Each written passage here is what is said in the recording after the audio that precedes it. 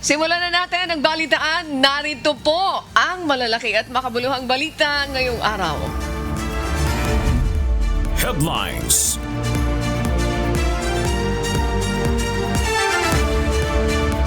National News. Ipinatutupad na ngayong araw ang malakihang rollback sa presyo ng mga produktong petrolyo.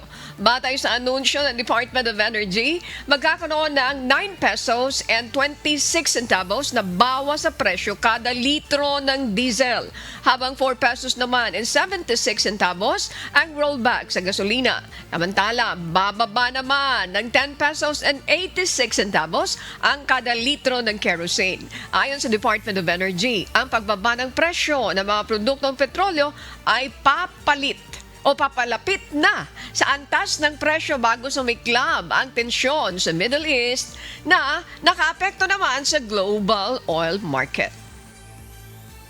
So this is a good news. Good news because we're going closer to the pre-war prices. Pre-war was around 60 pesos, 50 to 60 pesos, and now we're getting closer and closer to this amount.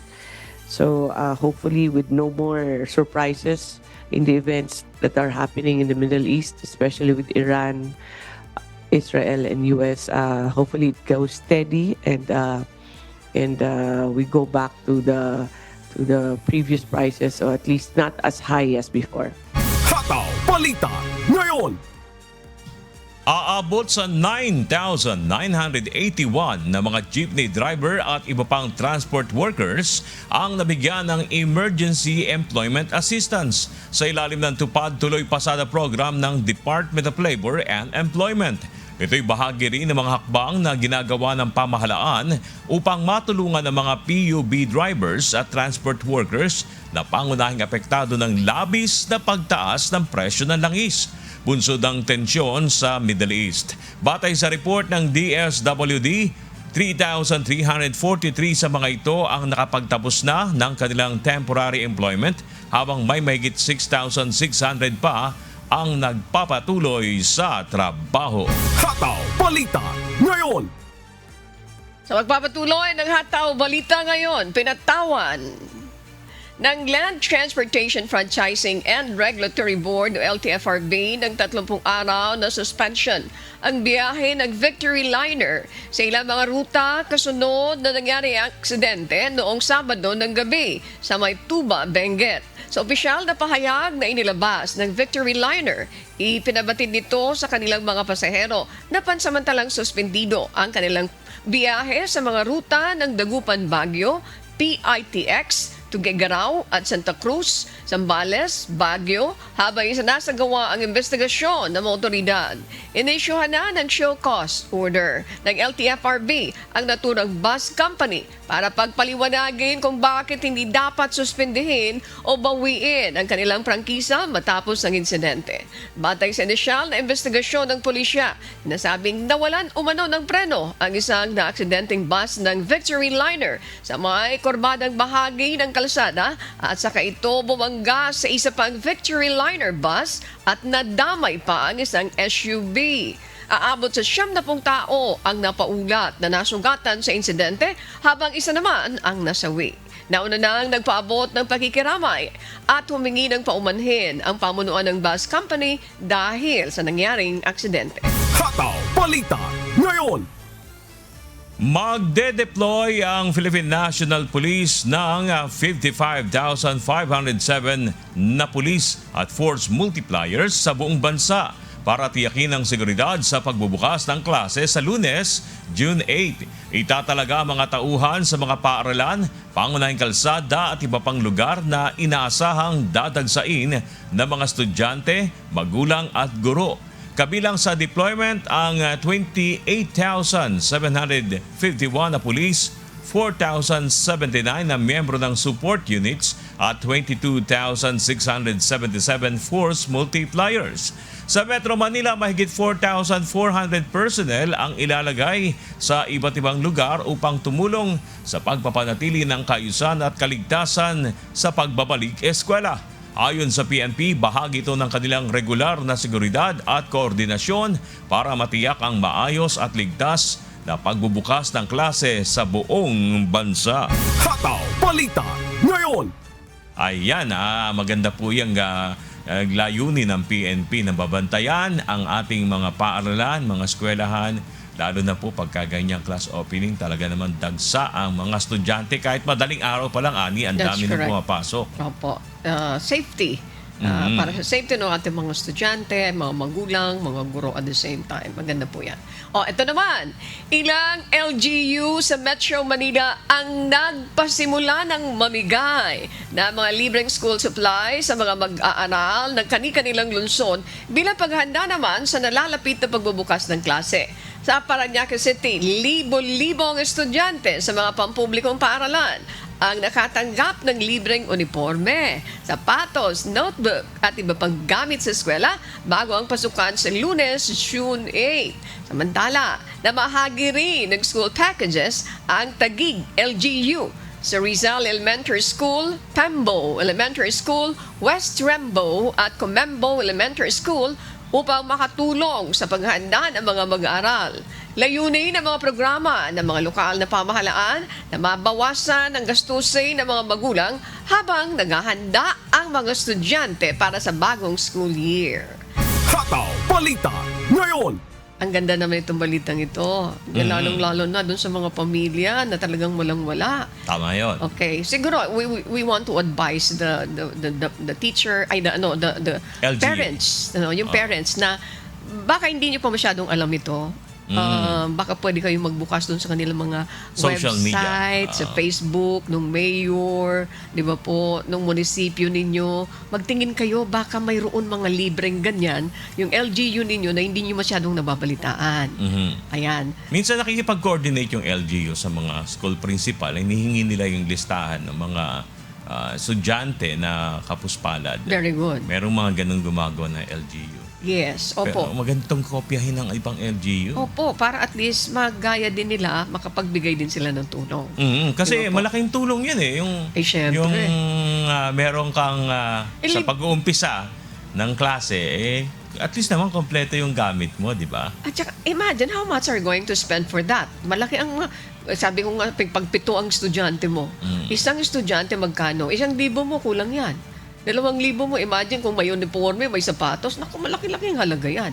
So, malaking bagay po yan. Again, ang mga nanay, i-visit nyo yung mga Facebook, yung mga social media accounts para po malaman ninyo. Pero again, sa mga LGU na masisipag naman, alamin kung ano yung mga constituents nila medyo hirap, malaking bagay po ito. Oo, kasi maraming, sabi mo nga, kung 7 anak, kahit 3 na lang, malaking gastos yun. Ewan ko, naranasan mo ba yung nagtatahi ng mga yung ipunin mo yung pinanglumaang notebook Ay, last school opo. year, tapos may mga natirang ilang pages, That's correct. tapos tas-tas-tasin mo, pagsasama-samahin mo, tapos tatahiin. Pwede na, makakabunan ng ilang notebook. Naranasan ko yan kasi bawal nang hindi mag-aaksaya ka. Bawal sa Bawal amin. mag-aksaya. Kaya mapapalo ka ng nanay. Ayan. Ay, yung manghingi ng papel. Yung manghihingi ng papel, sabi ng nanay ko, bigyan daw. Mabait na classmate pala si Ami. Pero yung kasi yung talagang senaryo sa mga eskwelahan. Yes, mayroon kasi mo, hindi talaga makaano. Oo, pero siyempre, pag nasa probinsya ka, minsan magpapaalam muna sa nanay. Nanghihingi po ng papel. Sabi ng nanay, sige bigyan mo. Naranasan mo ba yun?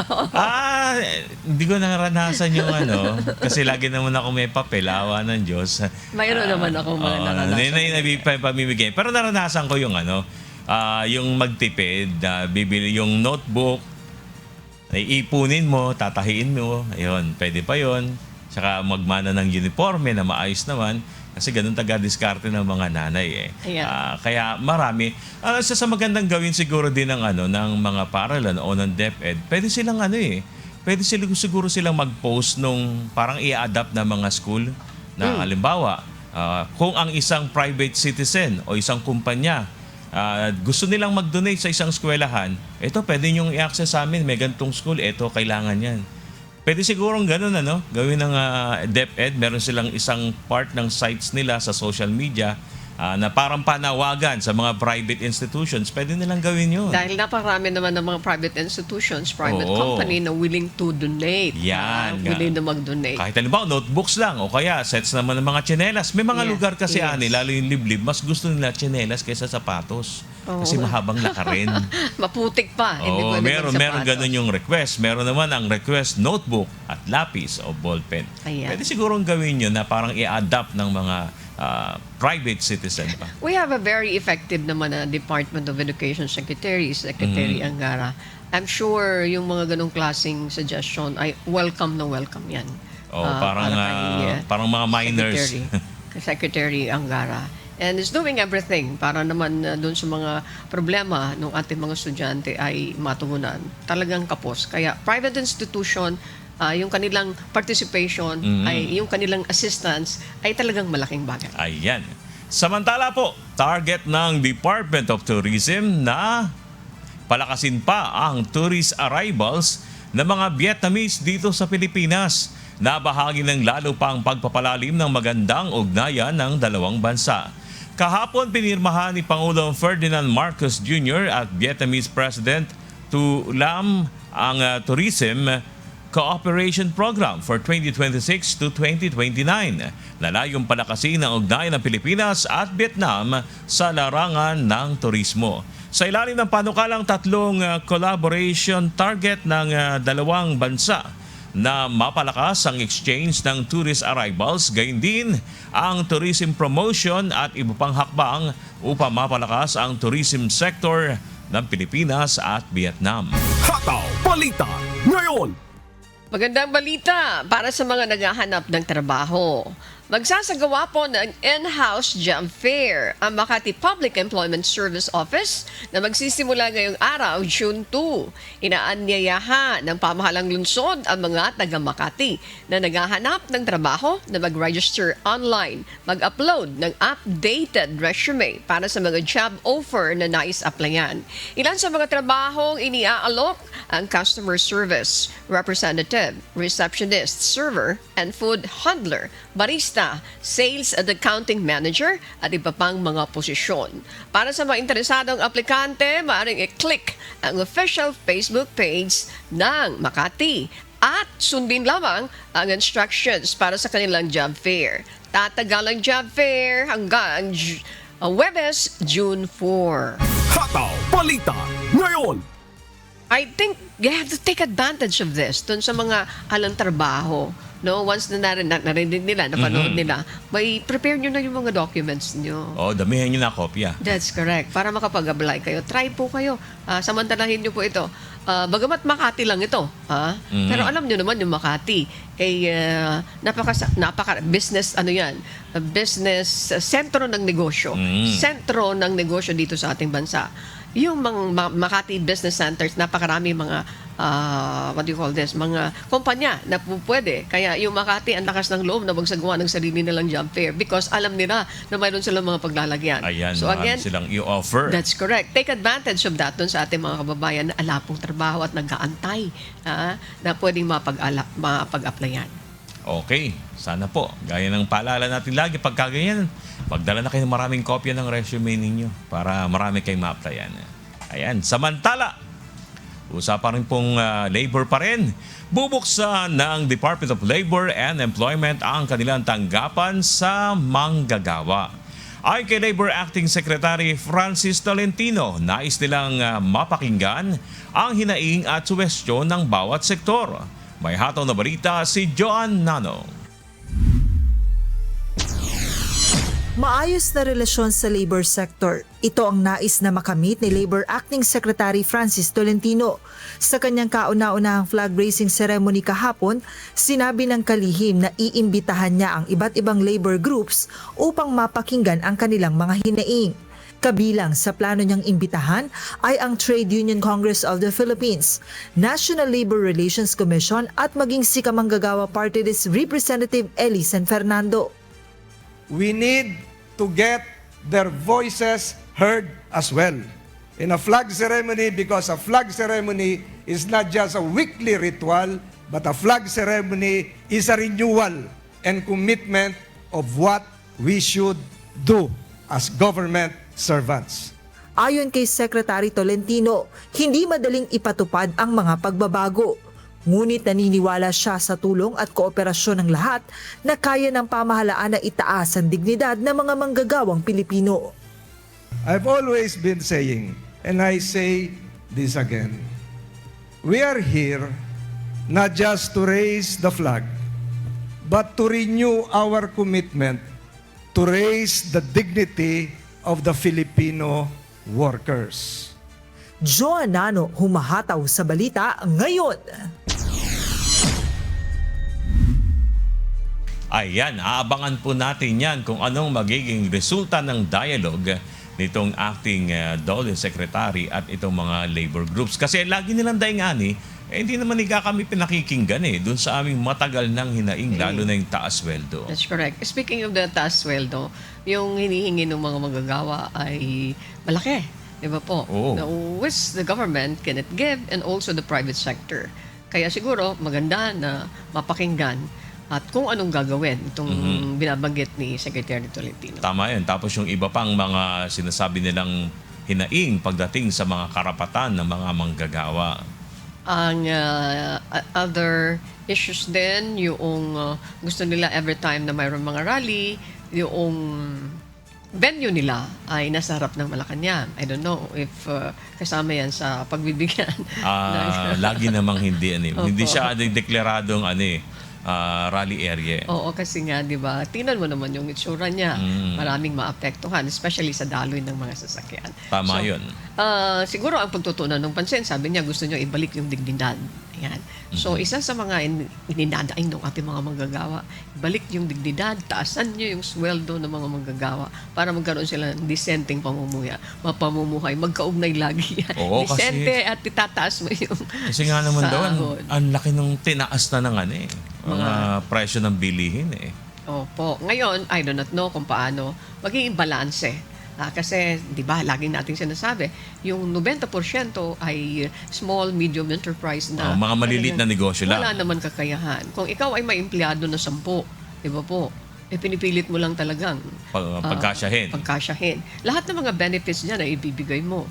Paano kung umihina at may mga problema? So yan lagi. Yung mga malalaking kumpanya, they can afford. So para magkaroon ng disenteng pamumuhay, sinasabi nila, taasan. Itong mga grupo ng mga manggagawa natin, sinasabi nila, taasan nyo, ito yung para masabi mong disente yung pamumuhay, ito yung bracket na hinihingi namin. Tama yun. Which is impossible doon sa mga binanggit natin ng mga grupong negosyante. Oo, kasi sinasabi naman ng mga, lalo na maliliit na negosyante, kung paano yung mga trabahador ay apektado ng, halimbawa, pagtaas ng presyo ng langis, mga pangunahing produkto, ganun din naman sila.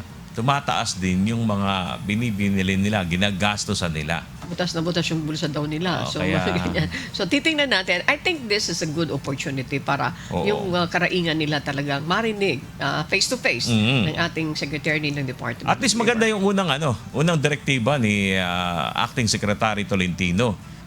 Pakinggan agad ang hanay ng grupo ng mga manggagawa. At the same time, mayroon din siyang mayroon din siyang ginawa na in-establish na yata niya. I don't know, it's working already, which is the 24/7. Pwede mong tawagan. And then may mga automatic na mga abogado na pwedeng magbigay ng libreng tulong. Ayan, sa mga issue aabangan natin labor. yung kanyang siguro 100 days in office report. Ayan. And this time, sa pagpapatuloy po ng Hataw Balita ngayon, nagsara sa 61 pesos and 74 centavos ang halaga ng palitan ng piso kontra dolyar kahapon, araw ng Lunes, June 1. Mas mahina ito ng 0.156 centavos kumpara sa naitalang foreign exchange rate noong Biyernes na umabot naman sa 61 pesos and 59 centavos. Nauna na ang sinabi ng Bangko Sentral ng Pilipinas na maaaring umabot sa 7.1 hanggang 7.9 ang inflation rate sa bansa para sa buwan ng Mayo ngayong taon. At isa sa mga dahilan ng posibleng makakaapekto po ay ang mahinang palitan ng piso kontra dolyar. Global News. Mas pinalakas pa ng Israel ang operasyon ng militar nito sa Lebanon matapos ipag-utos ni Prime Minister Benjamin Netanyahu ang mas maigting na pag-atake sa timog na bahagi ng Beirut. Nangyari ito habang patuloy ang pagpapalitan ng pag-atake ng Israel at grupong Hezbollah na kumitil na ng libo-libong buhay. May hataw na balita si Marie Tanyaranda. Lalong tumitindi ang labanan sa pagitan ng Israel at Hezbollah matapos ipag-utos ni Israeli Prime Minister Benjamin Netanyahu ang mga pag-atake sa Dehya na bahagi ng southern suburbs ng Beirut, isang kilalang balwarte ng Hezbollah sa kabisera ng Lebanon. Ayon sa joint statement ni Prime Minister Netanyahu at Defense Minister Israel Katz, tinarget ang mga lugar dahil sa paulit-ulit umanong paglabag ng Hezbollah sa tigil putukan at mga pag-atake nito sa mga sibilyan at lungsod sa Israel. Matapos ang anunsyo, agad na nagkaroon ng malawakang paglikas sa Beirut. Makikita ang maraming sasakyang nagmamadaling makalayo sa mga lugar na maaaring tamaan ng pag-atake. יחד עם שר הביטחון, הנחיתי את צה"ל לתקוף מטרות טרור בביירות. לא יהיה מצב שחיזבאללה תוקף את ערינו ואת אזרחינו, ומפקדות הטרור שלו בביירות, בדחיה, יישארו מחוץ לתחום. Bago ang pinakabagong hakbang na ito, 2 beses na nagsagawa ng pag-atake ang Israel sa Beirut mula nang magkaroon ng tigil putukan noong Abril. Ngunit sa mga nakalipas na linggo, muling uminit ang labanan sa Timog Lebanon habang patuloy ang pagpapalitan ng mga rocket, missile at drone attacks ng magkabilang panig. Samantala, inaakusahan din ng Hezbollah ang Israel ng paulit-ulit na paglabag sa tigil putukan. Sinabi ng grupo na naglunsad sila ng mga pag-atake laban sa mga posisyon ng Israel bilang ganti sa mga operasyon nito sa timog ng Lebanon. Kabilang dito ang pagpapaputok ng mga rocket at missile patungo sa mga military facility sa hilagang bahagi ng Israel. Lalo pang nagdulot ng pangamba ang pagkuha ng mga puwersa ng Israel sa makasaysayang Beaufort Castle, isang 900 taong gulang na kuta sa timog ng Lebanon. Kasunod nito, inatasan ni Netanyahu ang hukbo ng Israel na palalimin at palawakin pa ang mga operasyon. אנחנו ממשיכים להעמיק את הפעילות שלנו בשטח בדרום לבנון, מחסלים מעוזי חיזבאללה במנוסה. אנחנו נחושים להחזיר את הביטחון לתושבי הצפון, בדיוק כפי שעשינו לתושבי הדרום. Sa kabila ng mas maigting na palitan ng pag-atake, patuloy na isinusulong ang diplomatikong pag-uusap sa layuning mahinto ang sigalot sa pagitan ng dalawang panig. Ayon sa mga ulat, nakipag-usap si U.S. Secretary of State Marco Rubio kay Netanyahu at kay Lebanese President Joseph Aoun upang itulak ang isang planong gradual de-escalation o paunti-unting pagbabawas ng mga pag-atake. Sa ilalim ng panukala, ititigil ng Hezbollah ang pag-atake nito sa Israel kapalit ng pagpigil ng Israel sa pagpapalawak ng mga operasyon sa Beirut. Ngunit ayon sa mga opisyal ng Lebanon, mas nais nila ang isang ganap na komprehensibong tigil putukan sa halip na paisa-isang hakbang lamang. Umabot na sa mahigit 3,000 tao ang nasawi sa Lebanon mula nang magsimula ang digmaan noong Marso, habang lagpas 1 milyong residente na ang napilitang lumikas sa kanilang mga tahanan. Sa kasalukuyan, nananatiling malabo kung magtatagumpay ang mga diplomatikong pagsisikap o kung lalong lalawak ang sigalot sa mga susunod na araw habang patuloy ang pagpapalitan ng pag-atake sa pagitan ng Israel at Hezbollah. Marie Peñaranda, humahataw sa balita ngayon. Muli ring nagpalitan ng pag-atake ang Iran at Estados Unidos sa kabila ng umiiral na tigil putukan na ipinatupad noong Abril. Ayon sa Iranian media, itinigil na ng Iran ang negosasyon dahil sa patuloy umanong paglabag ng US sa mga red line ng Tehran, kabilang ang walang tigil na pag-atake ng Israel sa Lebanon. May hataw na balita si James Bontuyan. Muling umiinit ang tensyon sa gitnang silangan matapos magpalitan ng pag-atake ang Iran at Estados Unidos. Ayon sa US Central Command o CENTCOM, nagsagawa ang puwersa ng Estados Unidos ng mga tinawag nitong self-defense strikes laban sa mga Iranian radar site at drone command facilities sa timog ng Iran.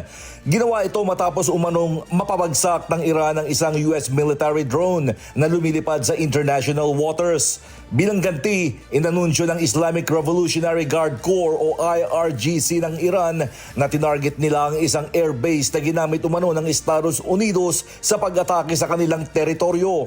Kasunod nito, nagpatunog ng air raid sirens sa Kuwait habang iniulat ng mga otoridad doon ang pagharang sa mga missile at drone na itinuring nilang mga pag-atake mula sa panig ng Iran.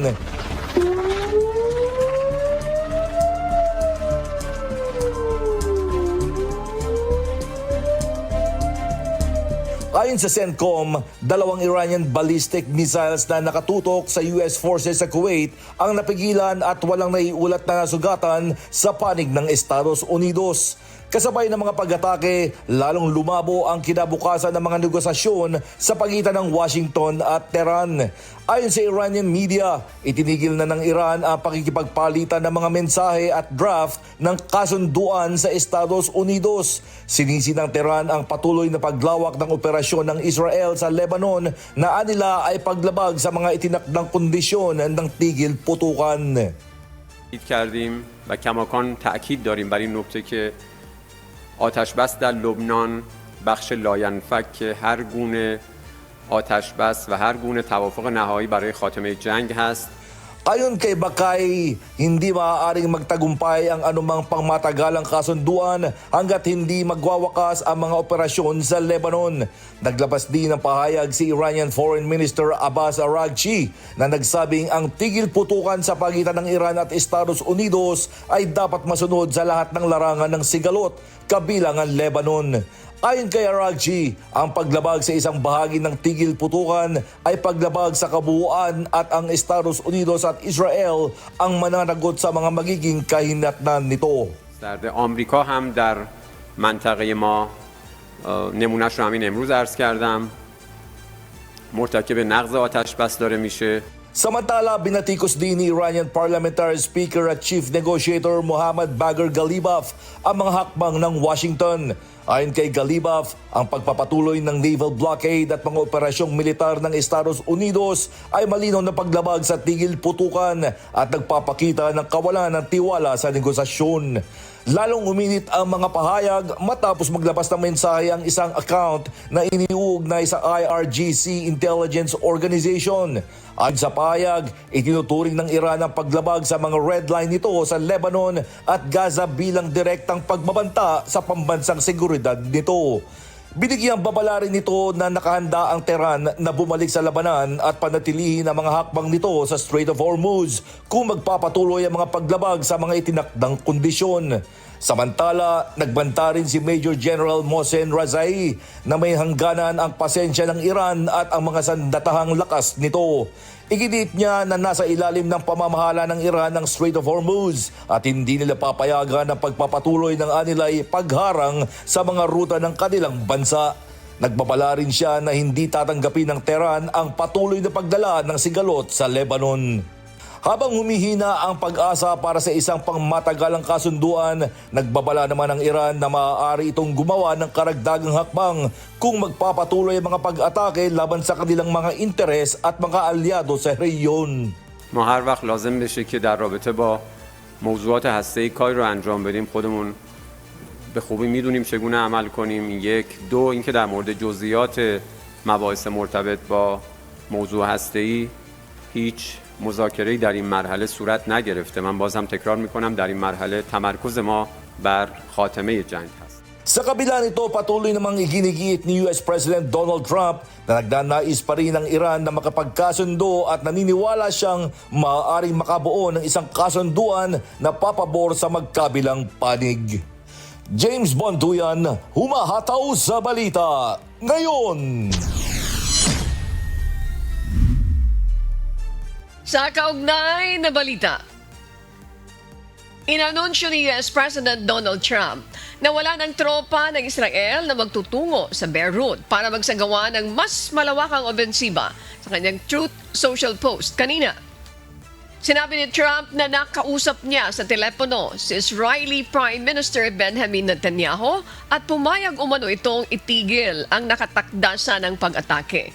Inatasan na rin umatras ang mga sundalong Israeli na papunta na sana sa kabisera ng Lebanon. Sinabi rin ni Trump na sa pamamagitan ng mga kinatawan ay nakipag-ugnayan siya sa Hezbollah at nagkaroon umano ng kasunduan para itigil na magkabilang panig ang mga opensiba. Samantala, sa kabila ng mga balitang inihinto na ng Iran ang negosasyon sa Estados Unidos dahil sa patuloy na sagupaan sa Lebanon, tiniyak ni US President Donald Trump na patuloy pa rin ang usapan ng dalawang panig para sa isang mas malawak na kasunduang pangkapayapaan. Hataw Balita ngayon. Sinamsam ng France sa tulong ng United Kingdom ang isang sanctioned oil tanker na pinaghihinalaang kabilang sa tinatawag na shadow fleet ng Russia. Mariing kinundin na naman ng Kremlin ang hakbang at tinawag ito na isang illegal na aksyon na halos katumbas na ng international piracy. May hataw na balita si Noel Poliarco. Lalong hinigpitan ng mga bansa sa Europa ang kampanya laban sa mga barkong pinaghihinalaang tumutulong sa Russia upang malusutan ang mga parusang ipinapataw dito dahil sa digmaan sa Ukraine. Noong linggo, hinarang at sinamsam ng mga French Navy ang isang Russian oil tanker sa Atlantic Ocean, humigit kumulang 400 nautical miles sa kanluran ng Brittany sa France. Ayon sa mga otoridad, pinaghihinala ang nagpapalit ng bandila o gumagamit ng mali o peking registration ang barko upang makaiwas sa mga international sanction. Sa video na pinost ni French President Emmanuel Macron ang paglapag ng mga armed command mula sa helicopter papunta sa barko bago ito sinuri at dinala sa ilalim ng pagmamatyag ng mga otoridad.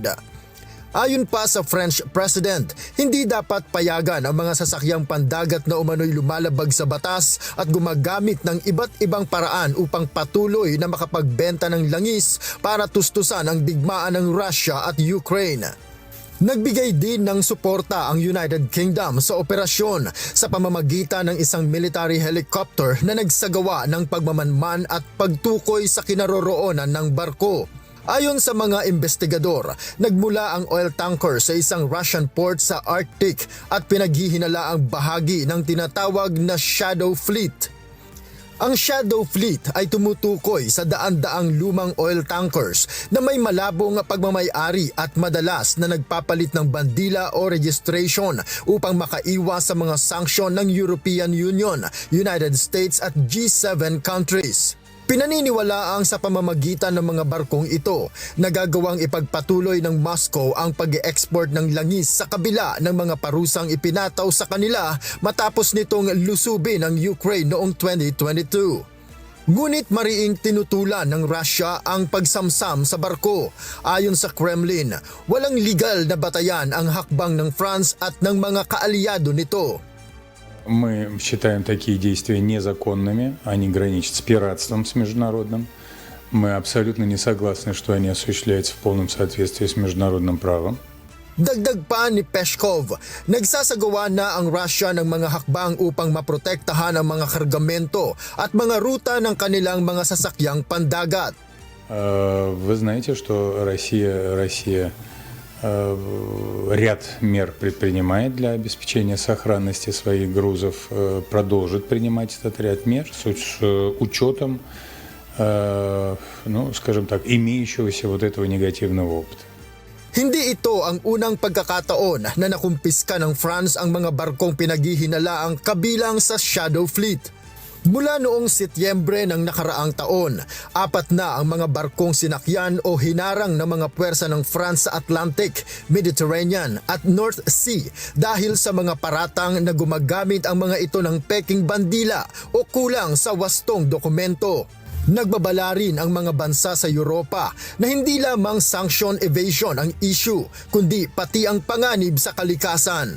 Dahil sa karamihan sa mga barkong ito ay luma, kulang sa insurance at hindi sigurado ang kalagayan, may pangambang magdulot ito ng malalaking oil spill o aksidente sa mga pangunahing ruta sa paglalayag. Noel Poliarco, humahataw sa balita ngayon.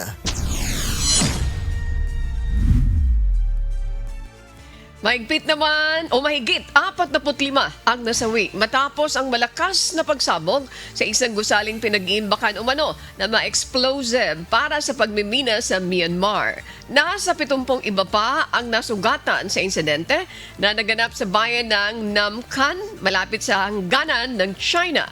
Ayon sa mga rescuer, kabilang sa mga nasawi ang 6 na bata habang patuloy pa ang operasyon sa lugar. Mahigit 100 bahay din ang napinsala dahil sa lakas ng pagsabog na nagdulot ng malawakang pagkasira sa komunidad. Sinabi ang National Liberation Army na nagsasagawas na sila ng investigasyon upang matukoy ang sanhi ng pagsabog sa imbakan ng mga explosives na ginagamit sa pagmimina at quarrying. Hataw Balita ngayon. 5 ang nasawi habang 2 pa ang nasugatan matapos ang pagsabog sa isang planta ng Hanwha Aerospace sa Daejeon, South Korea. Naganap ang insidente bandang alas 11 ng umaga sa pasilidad na ginagamit para sa pananaliksik at pagbuo ng mga advanced weapons at aerospace systems. Ayon sa mga otoridad, pinaniniwalaang nagmula ang pagsabog sa loob mismo ng pabrika. Ngunit patuloy pa ang investigasyon upang matukoy ang eksaktong sanhi nito. Samantala, inatasan na ni South Korean President Lee Jae-myung ang mga kinaukulang ahensya na gamitin ang lahat ng available na resources upang makontrol ang sunog at matiyak ang kaligtasan sa lugar. Hataw Balita ngayon. Nagsasagawa ng masusing investigasyon ang mga health authority kaugnay ng 3 posibleng kaso ng Ebola sa labas ng Africa. 2 dito ay mula sa mga lungsod ng Sao Paulo at Rio de Janeiro sa Brazil, habang isa naman sa Italy. Ang 3 pasyente ay pamamanga mula sa Democratic Republic of the Congo at Uganda na mga lugar na may aktibong kaso ng Ebola. May hataw na balita si Be Privado. Mahigpit na binabantayan ngayon ng mga health authorities sa Brazil at Italy ang 3 pinaghihinalaang kaso ng Ebola habang patuloy na lumalala ang outbreak ng nakamamatay na virus sa ilang bahagi ng Africa. Sa Sao Paulo, Brazil, isang 37 anyos na lalaki mula sa Democratic Republic of the Congo ang isinailalim sa mahigpit na pagsusuri matapos makaranas ng mga sintomas tulad ng lagnat na posibleng Ebola infection. Bagamat negatibo siya sa paunang Ebola test, nananatili siyang naka-isolate sa isang specialized infectious disease facility habang isinasagawa ang mga karagdagang pagsusuri. Sa Rio de Janeiro naman, isa pang pasyente na nagmula sa Uganda ang sumailalim sa mga safety protocol matapos makaranas ng ubo, panginginig ng katawan at diarrhea. Nagpositibo man ito sa malaria, nilinaw ng mga otoridad na hindi patuloy ang maaalis ang posibilidad ng Ebola, kaya patuloy pa rin ang obserbasyon sa kanyang kalagayan. Samantala sa Italy, isa ring pinaghihinalaang kaso ang pinangangambahan ng mga otoridad sa lungsod ng Cagliari sa isla ng Sardinia. Isang pasyenteng kakabalik lamang mula sa Democratic Republic of the Congo ang dinala sa Santissima Trinita Hospital matapos makaranas ng mga sintomas na katulad ng Ebola. Dahil dito, agad na ipinatupad ang mga emergency protocol, kabilang ang paghiwalay sa pasyente, paggamit ng mga protective equipment ng mga health worker at pagpapadala ng mga sample sa Spallanzani Institute sa Rome para sa karagdagang pagsusuri. Ayon sa Italian Health Ministry, nananatiling mababa ang panganib ng pagpasok ng Ebola sa bansa, subalit patuloy pa rin ang mahigpit na obserbasyon. Dahil sa paglala ng sitwasyon, nananawagan din ang pamahalaan ng Italy para sa mas mahigpit na koordinasyon sa mga border ng mga bansa sa European Union upang maiwasan ang posibleng pagkalat ng virus. Samantala, patuloy namang tumataas ang mga kaso ng Ebola sa DRC at Uganda. Ayon sa Africa Centers for Disease Control and Prevention o Africa CDC, mahigit 1,100 na ang pinaghihinalaang kaso na kasalukuyang iniimbestigahan sa dalawang bansa. Nasa higit 200 kumpirmadong kaso na rin ang naitatala kasama ang mahigit 40 nasawi. Nagbabala ang mga eksperto na totoo ang banta ng regional spread o paglawak ng pagkalat ng sakit sa mga karatig na bansa kung hindi mapipigilan ang mga bagong chain of transmission. Ang kasalukuyang outbreak ay sanhi ng Bundibugyo strain ng Ebola, isang bihirang uri ng virus na wala pang aprobadong bakuna o tiyak na gamot. Sa ngayon, hinihintay pa ang resulta ng mga karagdagang test sa 3 pinaghihinalaang kaso ng Ebola sa Brazil at Italy. Ayon sa mga health official, kung magpopositibo sa mga suspected case, ito ang magiging kauna-unahang kaso ng Ebola sa labas ng Africa mula nang ideklara ang pinakabagong outbreak noong Mayo. Beb Privado, humahataw sa balita ngayon. Nagsimula ng magpatupad ang Shibuya Awards sa Tokyo ng agarang multa na 2,000 yen laban sa mga mahuhuling nagtatapon ng basura sa pampublikong lugar. Bahagi ito ng kampanya ng mga otoridad upang masugpo ang lumalalang problema sa kalat kasabay ng pagdami ng mga turista sa Japan. Aabot sa 50 opisyal ang itatalaga upang magpatrolya at magpataw ng multa sa mga lalabag sa anti-littering rules sa paligid ng sikat na Shibuya Crossing. Makasama rin sa mga bagong regulasyon ang pagpapataw ng parusa sa ilang negosyo na hindi maglalagay ng sapat na basurahan para sa kanilang mga customer. Hataw Balita ngayon. Nagsampa na ng reklamo sa pulisya ang isang museo sa France matapos manakaw ang saging na tampok sa isang sikat na artwork na tinatawag na comedian. Agad na nagsagawa ng investigasyon ang mga otoridad upang matukoy kung paano nangyari ang pagnanakaw at kung sino ang responsable sa insidente. Ang nasabing artwork ng Italian artist na si Mauricio Cattelan, natampok ang isang totoong saging na idinidikit sa pader gamit ang duct tape, ay kilala sa paghamon sa pananaw ng publiko tungkol sa sining at halaga nito. Una ipinakita ang comedian noong 2019 at naging kontrobersyal matapos maibenta sa halagang $120,000. Ayon sa museo, regular na pinapalitan ang saging kada 3 araw upang mapanatiling sariwa ang artwork. Ito na ang ikalawang beses na nangyari ang kaparehong insidente. Matapos na ilabas ng Sandigan Bayan 5th Division ang warrant of arrest laban kay Senator Jinggoy Estrada sa kasong plunder. Inaresto na ito sa loob ng Senado kahapon at saka dinala sa Criminal Investigation and Detection Group para sa booking procedures. May hataw na balita si Lea Ilagan. Hindi napigilan ni Senate President Alan Peter Cayetano ang pagsisilbi ng warrant of arrest ng mga tauhan ng Criminal Investigation and Detection Group laban kay Senator Jinggoy Estrada. Ayon kay DILG Secretary John Vic Remulla, iginiit ni Senate President Cayetano ang parliamentary immunity. Subalit na naig-ani niya ang pag-aresto ng mga pulis kay Senator Estrada. The question was whether yung separation of the executive and the judiciary and the legislative. Sabi niya, even at the time of Salonga, he protected Enrile. Ang sabi ko sa kanya, in a not very calm voice kasi umakit na, "Sir, I'm sorry, you lost that privilege when Bato escaped." Paliwanag ni Secretary Remulla, Pinapayagan lamang ang parliamentary immunity kung 5 taon pababa lamang ang parusa sa kasong ginawa ng akusado. Kaya't hindi ito aplikable kay Senator Estrada. Si Senator Jinggoy ay dumating sa Campo Crame bandang alas 4:18 ng hapon kahapon. Isinailalim ito sa booking procedures gaya ng mugshot at medical check-up. Senator Jinggoy cooperated fully together with the other accused. They were found to be in good health and are now on their way to face the court. Ang senador ay dinala sa Sandigang Bayan bandang alas 5:30 ng hapon. Leia Ilagan, humahataw sa balita ngayon.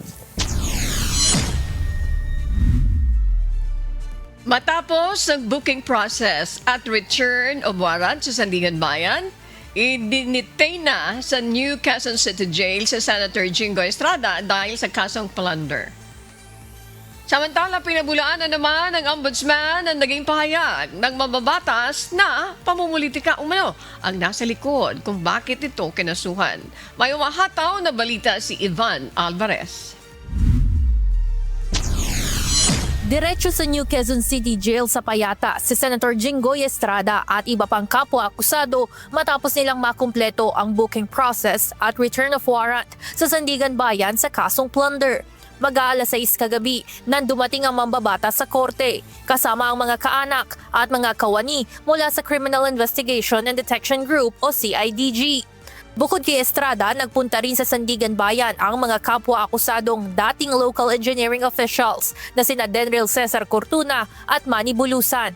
Hindi naman nakarating si dating Public Works Secretary Manuel Bonoan at nanatili sa ospital sa loob ng Campo Crame dahil sa umano'y mataas na blood pressure.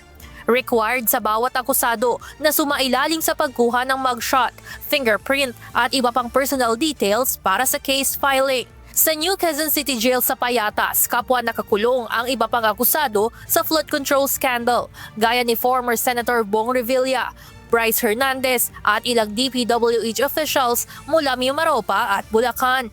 Samantala, mariin namang pinabulaanan ng ombudsman ang naging pahayag ni Senator Jinggoy Estrada bago ito sumama sa mga otoridad. Ngayon ko lang po isa sa publiko ito.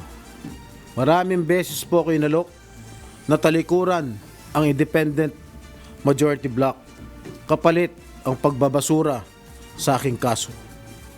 Ngunit, hindi ko po ito tinanggap. Sa pahayag na inilabas ng Ombudsman, nilinaw ni Assistant Ombudsman Miko Clavano na hindi dapat kailanman pinaghahalo ang pananagutan at pamumulitika. Gihit pa nito, ang taong nagtatangkang palabuhin ang linya sa pagitan ng dalawa ay dapat ring humarap sa pananagutan. Anya, walang sino mang dapat magdesisyon sa ngalan ng Ombudsman pagdating sa mga nakabinbing kaso dahil maituturing itong isang uri ng korupsyon. Binigyan din rin ito na matagal nang iniimbestigahan ng mga kaso at naging bukas sa publiko ang bawat proseso. Kinasuhan ng Ombudsman si Estrada at iba pang kapwa-akusado ayon sa rekomendasyon ng Department of Justice. Ito ay dahil sa umano'y pagkakasangkot sa illegal budgetary insertions at umano'y pagkamkam na Estrada ng higit 573 million pesos na kickback mula sa mga flood control projects ng pamahalaan. Evan Alvarez, humahataw sa Balita Ngayon. Tiniyak ng Department of Interior and Local Government o DILG na nakadetine kasama ng general population o ng iba pang mga preso sina Senator Jinggoy Estrada at 3 pa nitong kapwa-akusado sa New Quezon City Jail. Sa opisyal na pahayag ng DILG, sinabi nito na ang lahat ng nasa ilalim ng kustodiya ng BJMP ay ipoproseso at itatrato alinsunod sa mga umiiral na patakaran at detention protocols, anuman ang kanilang estado o posisyon sa buhay. Samantala, dinala naman sa ospital si former DPWH Secretary Manuel Bonoan, bunso ng kanyang hypertension matapos ang kanyang voluntaryong pagsuko sa mga otoridad kahapon. Hataw Balita Ngayon. Itinanggi ng minority bloc sa Senado ang aligasyon ni Senator Jinggoy Estrada na may kumausap sa kanya para talikuran ang majority bloc kapalit ng pagbasura sa kanyang kaso. Samantala, binatikos din ng Senate minority ang hindi pagsipot ng mga miyembro ng majority bloc sa sesyon kahapon. May humahataw na balita si Dante Amento.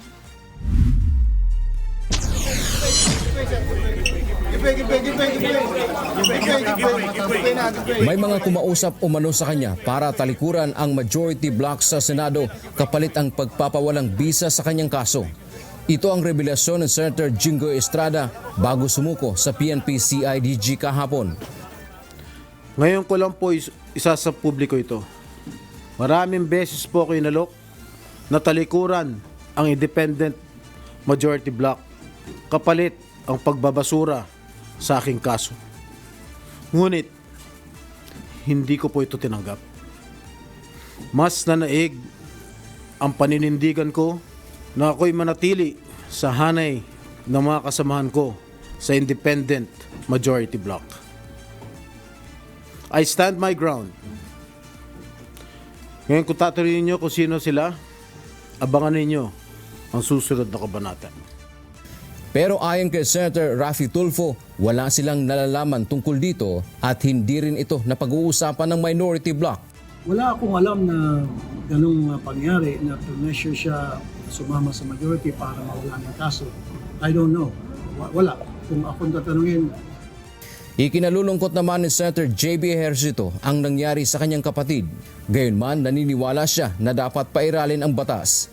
Siyempre bilang kapatid na nalulungkot din ako kasama, nalulungkot ako para sa kanya, sa kanyang pamilya. Kaya lang, sa public servant, kailangan hayaan natin na umusad ang batas. Dapat natin malaman ng katotohanan at saka dapat manaig ang hustisya. Samantala, hindi natuloy ang sesyon sa Senado kahapon dahil walang dumating na miyembro na majority. May sumama kay Senator Jinggoy pagpunta sa pagboluntaryong pagsuko tulad ni Senate President Alan Peter Cayetano. Dismayado ang mga miyembro ng minorya dahil hindi umano sila nasabihan na wala palang sesyon.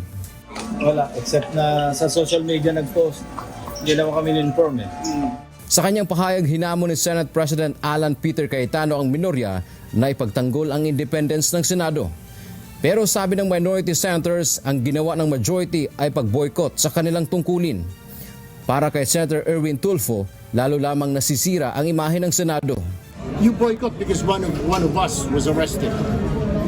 Sinasabi na nga dati, bakit walang nahuhuli, bakit walang kinakasuhan. Ito na, hinuli. Boycott. Binigyang diin ng minority senators na may mahalagang isyu na dapat sanang talakayin, ngunit na ipagpaliban dahil sa kawalan ng quorum. Anya, matapos sanang maihatid si Senator Jinggoy sa CIDG, ay dapat na kaagad bumalik ng Senado ang mga miyembro ng majority upang nakapagsagawa sana sila ng sesyon. Marami kami mga trabaho today na hindi na nagawa dahil nga sa insidente. So nakakaya. Iginit naman ng Senator Sherwin Gatchalian na hindi dapat basta kinansela ang sesyon ng Senado kung hindi nagkaroon ng konsultasyon ang kapwa majority at minority. Ayon sa senador, pinag-iisipan nila ang paghahain ng ethics complaint laban sa majority dahil sa paglabag umano sa Senate rules. Muling nanindigan ang mga miyembro ng minority na nais nilang magtrabaho at iginiit ang pagkakaroon ng quorum. Dante Amento, humahataw sa balita ngayon.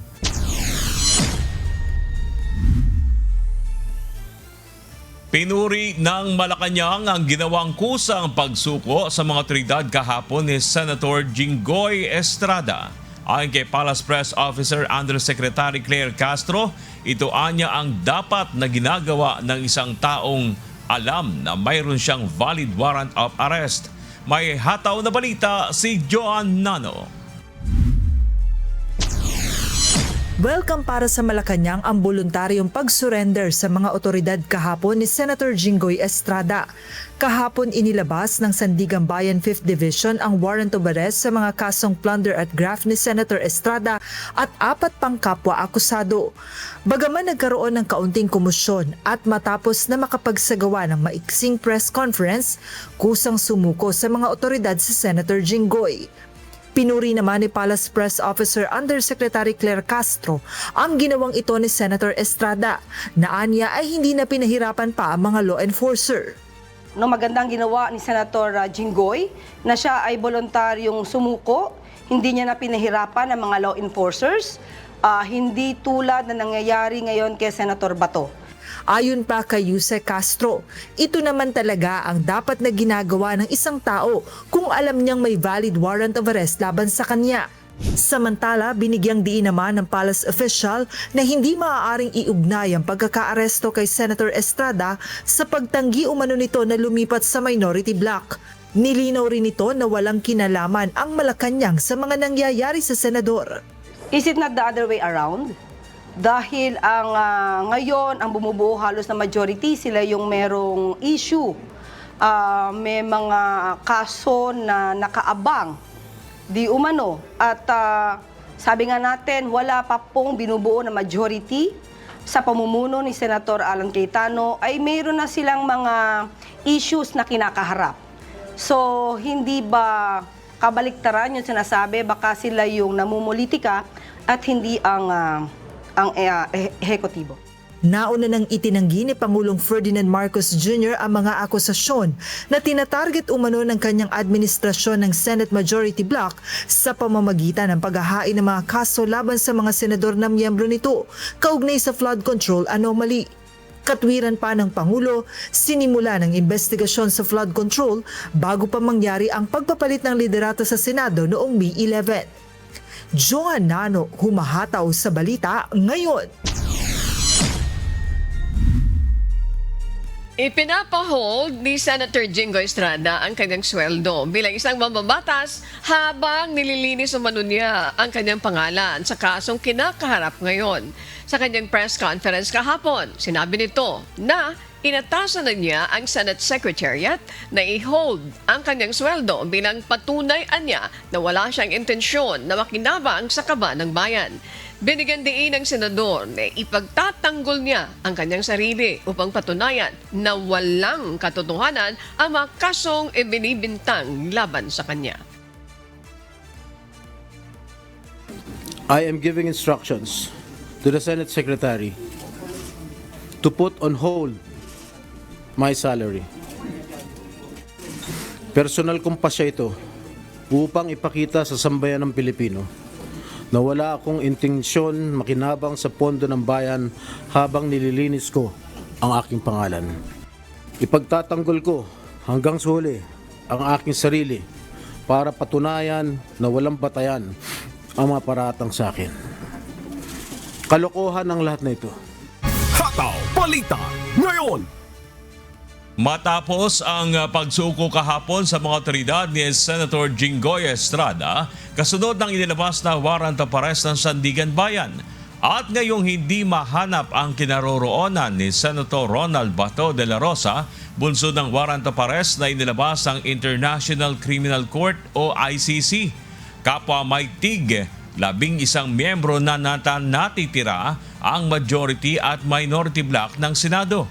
Sa ilalim ng Senate Majority Bloc, naririyan pa rin sina Senate President Alan Peter Cayetano, Senator Loren Legarda, Senator Pia Cayetano, Senator Rodante Marcoleta, Senator Amy Marcos, Senator Joel Villanueva, Senator Chis Escudero, ang magkapatid na sina Senators Mark at Camille Villar, pati na si Senator Robin Padilla at Senator Bongo.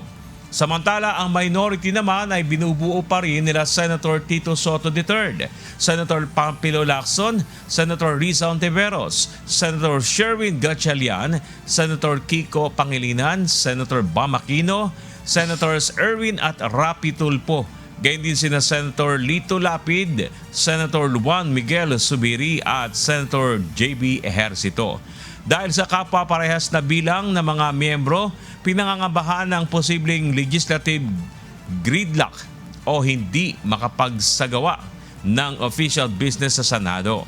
Nauna na ang isinusulong ng ilang miyembro ng Senate Majority na payagan ng pagboto ng isang senador sa pamamagitan ng teleconferencing. Hataw Balita ngayon. Ay, mapapabuntong hinikang sa nangyayaring aksyon ngayon sa Senado. Kasi tig-11 na lang ani ang minority bloc sa pangunguna ni former Senate President Tito Soto ay 11 na lang. Tapos itong majority bloc na 13 ay 11 na lang yung talagang makakapunta at makakaboto dyan sa Senado, dahil ang mahalaga sa Senado is isa, yung pagboto pag meron silang pag-uusapan. Dahil nga po, itong si Senator Bato ay may arrest warrant sa ICC, kaya hindi po siya pumapasok ngayon. Tapos ito nga ang bago na inaresto o sumuko si Senator Jinggoy Estrada naman patungkol dito sa kanyang kasong plunder. Kaya ang inaabangan ngayon is magkakapalitan ba uli ng liderato, kasi parehas na silang 11 eh. Sino na yung minority? Sino na ngayon yung majority? Pag sinabi kasi majority, kayo yung nakakabuo ng karamihan. Paano kung parehas ng 11? Ano na ang stand ngayon? Ano na ba rules ng Senado pagdating dyan? Okay. Talagang maraming nagbubuntong hininga. Nag-witness ng taong bayan kung ano yung nangyayari. Mayroon mga nagbibigay ng reaksyon na sa gitna daw po ng hidwaan sa politika, na nakakapagod na nasaksihan nila ito at hanggang ngayon mayroon ganito. Kaisa ako nila doon sa panawagan na talagang kailangan talaga ng divine intervention to guide both of them, magkabilang panig, ano man ang kulay ng politika mo. Kailangan talaga ng divine intervention para magiya sila ng tama. Iba na ang kung may basbas ang Diyos dun sa mga bawat gagawin nila. Napaka-importante nun. Kasi para yung control, how can you control them? They are in power. Yung ordinaryong mamamayan, magsasalita lang yon, di ba? Yung pinaka-importante, sana matulungan tayo ng Panginoon na mag-guide yung bawat namumuno sa ating bansa at isipin yung hindi personal interest, kundi welfare of the Filipino people. Ayan. Kapakanan ng mga nakakaliit at ang mga susunod na henerasyon, because there are other things to do. Napakaraming problema ng bansa. Kailangan natin yung pagkakaisa, harinawa, mapagkaloob sa atin ito ng Panginoon. Ipanalangin po natin. Isama natin sa panalangin, Marcel Banayto, kasi marami pang mangyayari. Sabi nga po ay may mga ulat na out of 13 majority senators is sa 13, 8 yung may kaso. So sinasabi ng panig nila nung nakaraang pang mga balita na di umano ay talagang tinatarget sila para mabawasan yung boto, and ultimately kasi pagdating kasi sa, alam naman natin, by July 6 magsisimula na yung impeachment hearing laban dito kay Vice President Sara Duterte, magbobotohan din doon. So yun yung sinasabi sa paliwanag ng side ng majority na kaya sila tinatarget dahil ito ay may kinalaman sa politika. So ang usapan na lang daw ngayon ay sino dun sa majority senators yung susunod naman na aarestuhin. Whether it's manggagaling sa ICC o yung International Criminal Court o dito sa local court sa ating bansa. Yun yung sa panig ng mga sumusuporta o panig ng majority batay sa mga nauna nilang pahayag. Kaya malamang, sinasabi nila, malamang napakamanipis, baka magkapalitan uli ng Senate leadership. Again, divine intervention guidance sa mga namumuno sa atin. Ulitin ko po, pagod na ang taong bayan sa usapin ng politika.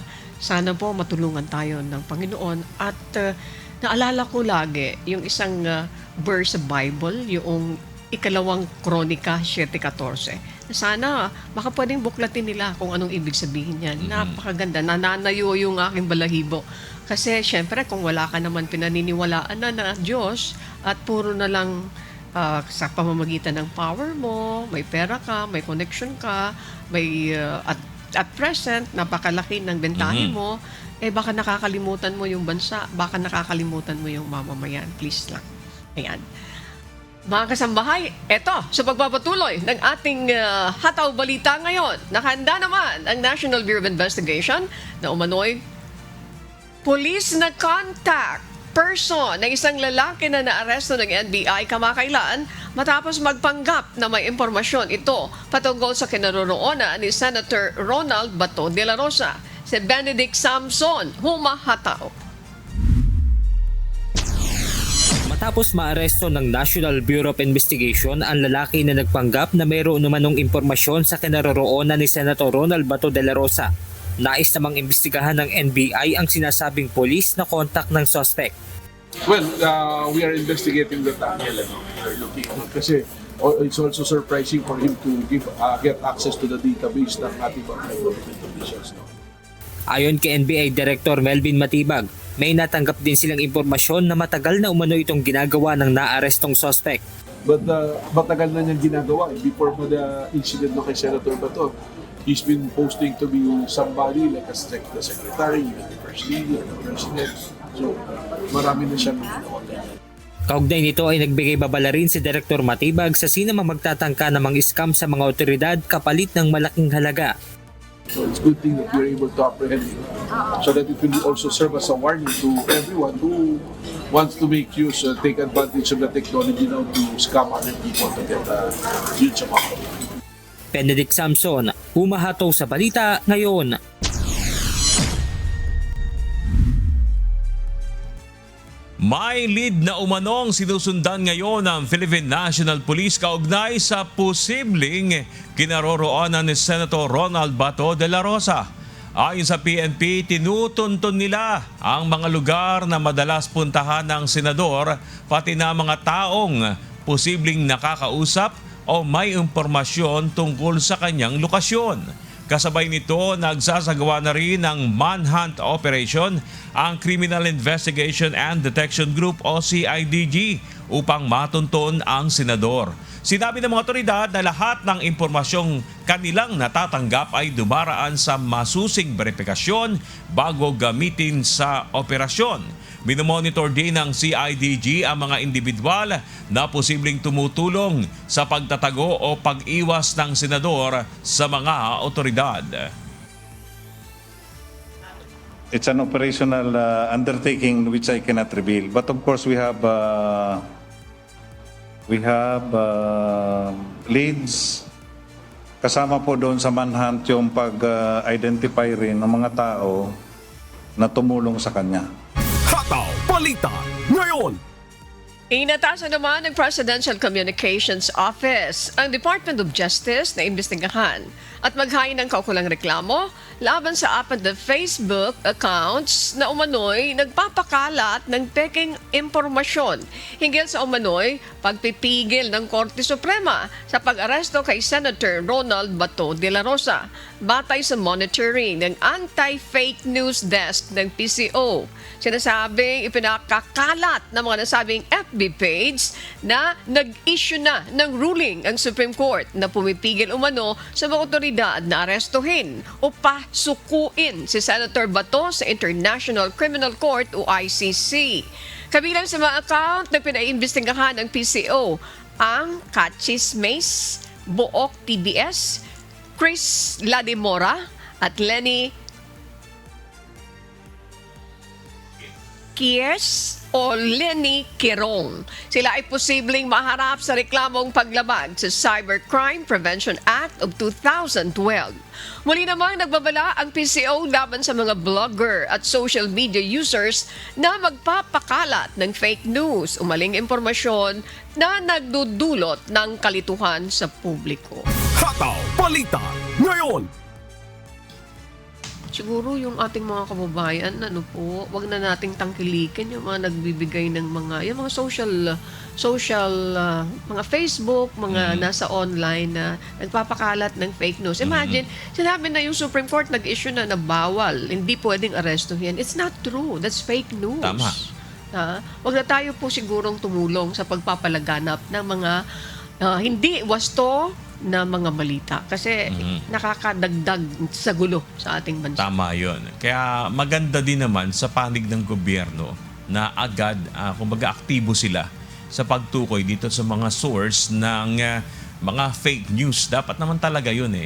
Hindi lang dito sa mga isyong politikal, pati sa lahat ng mga bagay na maaring makapagpahamak sa ating mga kapwa-tao dahil mapanghanib talaga pagka maling maitutulad mo siya sa lason eh. That's correct. Mga lason na nakakalason ng kaisipan ng tao.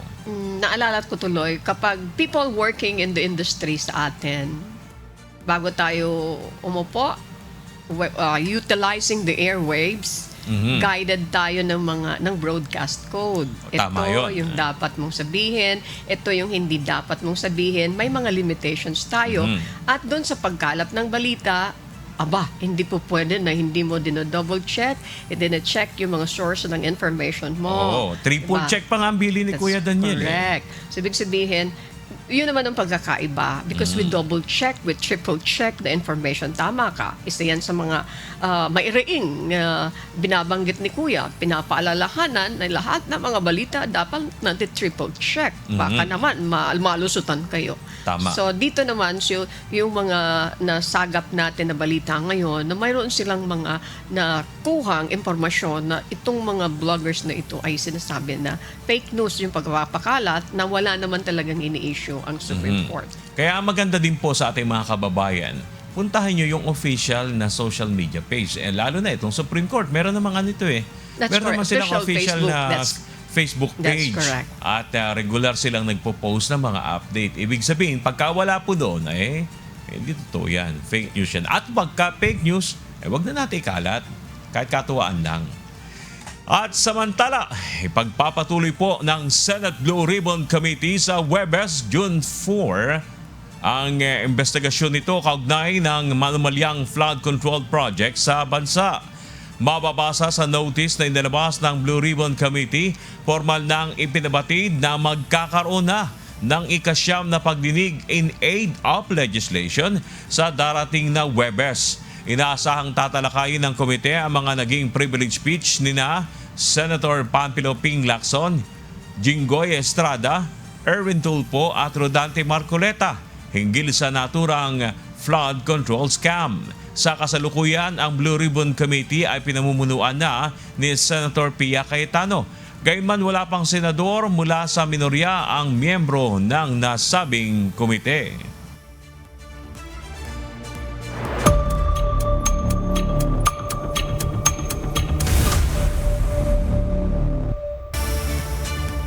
Sa magpapatuloy ng Hataw Balita ngayon, formal nang naghain ng kanilang official na sagot ang legal team ni Vice President Sara Duterte sa Senate Impeachment Court kahapon, June 1. Nakapaloob dito ang hiling ng kampo ng pangalawang Pangulo sa Senado na ibasura agad ang kaso. May umahataw na balita si Jed Neresina. Dinala kahapon June 1 ng kampo ni Vice President Sara Duterte sa Senado ang ilang maleta ng mga dokumento na naglalaman ng kanilang sagot sa articles of impeachment laban sa kanya. Sa naging pahayag ni Attorney Michael Poa, tagapagsalita ng depensa, ang pangunahing hiling ni VP Duterte ay ang pagbasura o dismissal ng kaso. Ngunit kung hindi ito mapagbibigyan, handa naman silang depensahan ang Vice-Presidente pagdating ng mismong impeachment trial. As I said, ultimately, siyempre, dismissal po ng articles of impeachment. Titingnan natin kung ano yung mangyayari sa proceedings and we will participate and definitely we will abide by what is constitutionally permissible in the constitutional processes laid out. Bukod dito, idinetalye rin ng defense team kung ano ang buod o gist ng kanilang isinumiteng tugon sa Senate Impeachment Court. Iginiit ni Attorney Poa ang umano'y mga irregularidad sa House Committee on Justice bago pa man umakyat ang kaso sa Senado. Gayunpaman, sinagot pa rin nila ang bawat puntong nakapaloob sa articles of impeachment. Ang summary po ng answer namin is we really just set forth, yung sabi ko nga kanina, yung defenses ng Vice President, yung nakita nating mga infirmities kahit dun sa naganap na Committee on Justice proceedings. Isa na dyan, siyempre, yung sinasabi natin na wala namang ebidensyang naka-attach sa mga impeachment complaints at yung mga ebidensya umano na inilabas ay inilabas lamang o nakalap lamang doon sa committee proceedings after we have already filed our answer before the Committee on Justice. Sa tingin namin ay naging infirm yung may mga infirmities yung proceedings bago pa umakyat sa Senado itong articles of impeachment. But having said that, sabi ko nga, maliban doon, sumagot din kami on the substantive issues. Inihayag din ng abogado na mismong ang pangalawang Pangulo ang sumuri at nag-aproba sa bawat detalye ng isinumite nilang tugon. Definitely, ang isang answer, kami naman po ay mga abogado lamang. No? So, kung ano man ang isusulat namin doon, dapat talaga ay nanggagaling sa Vice Presidente, lalong-lalo na, di ba, na binasa talaga niya yung aming answer. At so nagpapatunay na lahat ng nakasulat doon ay nakasaad ng mga depensa para sa kanya. Bagamat may mga reserbasyon ang kampo ni Vice President Duterte dahil sa nakabinbin nilang petisyon sa Korte Suprema na sa ngayon ay wala pang inilalabas na temporary restraining order. Tiniyak ng legal team na rerespetuhin at tatalima pa rin sila sa panuntunan ng Senate Impeachment Court. Jed Neresina, humahataw sa balita ngayon. Tututulan ng House Prosecution Team ang hiling sa Senate Impeachment Court na dismissal ni Vice President Sara Duterte sa Articles of Impeachment laban sa kanya. Samantala, welcome naman para kay Lead Public Prosecutor Batangas 2nd District Representative Jervil Luistro ang umiigting na suporta ng publiko sa nakaambang impeachment trial sa Vice Presidente. May hataw na balita si Rosa Licos.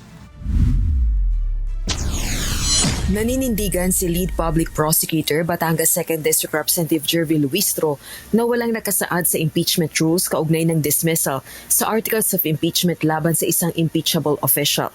Kaya giit ng kongresista, tututulan nila ang mosyon ng kampo ni Vice President Sara Duterte na i-dismiss ang Articles of Impeachment. Ayon sa tagapagsalita ng defense team ni VP Duterte na si Attorney Michael Powa, may mga kahinaang labag sa konstitusyon, depekto sa proseso at kulang sa sapat na batayan ng Articles of Impeachment. Definitely, if there will be move or request towards the dismissal of the impeachment complaint, i-oppose namin yun. I said it earlier that the Senate rules on impeachment does not speak about dismissal. The rules neither speak about remand nor about clarification. Ang sinasabi lamang po ng Senate Rules on Impeachment, trial. And after trial, the judgment is either conviction or acquittal. Kinumpirma ni Representative Luistro na nakatanggap na sila ng kopya ng answer ni VP Duterte sa Articles of Impeachment. Isusumite nila ang reply sa Senate Impeachment Court sa loob ng linggong ito o bago ang deadline sa June 8, 2026. Ayon naman sa isa pang House Prosecutor na si Bicol Sara Party List Representative Terry Ridon, tila rehash o inulit lang ng Vice Presidente ang ginawa nitong non-answer sa House Committee on Justice. Hindi rin anya direktang sinagot ni VP Duterte ang ginawang pagbabanta laban sa Presidente. Samantala, welcome naman sa Lead Public Prosecutor ang umiigting na suporta ng publiko sa impeachment trial kay VP Duterte. Sa tugon ng masa survey ng Okta Research na isinagawa mula April 20 hanggang 24, 2026 sa 1,200 respondents na tinanong sa buong bansa, 74% ang naniniwalang dapat harapin ni VP Duterte ang paglilitis sa Senado o impeachment court upang sagutin ang mga paratang laban sa kanya. Tumaas ito mula 69% noong Marso. It only validates what we believe is the demand of the Filipino people now. At nakikita naman natin yon in what is happening around na ang gusto talaga ng taong bayan ay magtuloy-tuloy itong impeachment trial. Sa gitna rin ng deklarasyon na planong pagtakbo ni VP Duterte sa 2028 presidential elections, makatutulong umano ang paglilitis sa pagdedesisyon ng taong bayan. Ito ay lalo na't nananatili ring mataas pa ang public ratings ng Vice Presidente hanggang sa kasalukuyan batay sa ilang survey. That is why impeachment trial should happen. Because considering that she has pronounced already her intention to run for president in 2028. This impeachment trial will help the sovereign Filipino decide whether or not she deserves the faith and confidence of the electorate. I believe that even those who supports the vice president wanted this impeachment to clean her from all the allegations. Wala namang plano ang House Prosecution Team na ihirit ang pag-inhibit sa impeachment trial ng ilang senator judges na kilalang kaalyado ni VP Duterte. Rosalie Coz humahataw sa balita ngayon. Nakipag-usap naman sa telepono kay Pangulong Ferdinand Marcos Jr. si United States Secretary of State Marco Rubio upang talakayin ang tungkol sa ilang bilateral economic at security priorities ng Pilipinas at Amerika. Kabilang din dito ang mahakbang upang isulong ang kapayapaan at seguridad sa West Philippine Sea. Pinaghandiin ni Rubio na committed ang Amerika sa pagpapaunlad ng Luzon Economic Corridor at paghahanap ng mga paraan para tugunan ang mga hamon ng enerhiya sa rehiyon. Kasama rin sa mga binigyang diin ni Rubio ang matibay na ugnayan ng Pilipinas at Estados Unidos sa pagunita ng ika-80 anibersaryo ng diplomatic relations ng dalawang bansa. Gayon din ang 75 taon na pagiging magkaalyado nito. Hataw Balita ngayon. Kanselado ang nakatakda sanang pagbisita ni Vietnamese President at Communist Party General Secretary To Lam sa Senado kahapon. Sinabi na rin nga hindi na rin matutuloy ang planong pagpupulong ni To Lam at Senate President Alan Peter Cayetano, ayon sa Senate Office of International Relations and Protocol. Wala na may binigay na paliwanag ang panig ng Vietnam hinggil sa biglaang kanselasyon ng schedule. Dumating si President To Lam sa Pilipinas kasama ang kanyang asawa para sa 2 araw na state visit na layuning palalimin ang ugnayan ng Pilipinas at Vietnam. Regional News. Rumisponde na Meralco sa isang lugar sa Ubando, Bulacan matapos na magtumbahan ang 9 na poste ng kuryente doon dulot ng malakas na hangin na naranasan kahapon. Ayon sa Meralco, sisikapin nila na matapos ang pagkokomponi upang agad na maibalik ang supply ng kuryente sa lugar. Humingi na ng paumanhin at pangunawa ang power distributor hinggil sa insidente.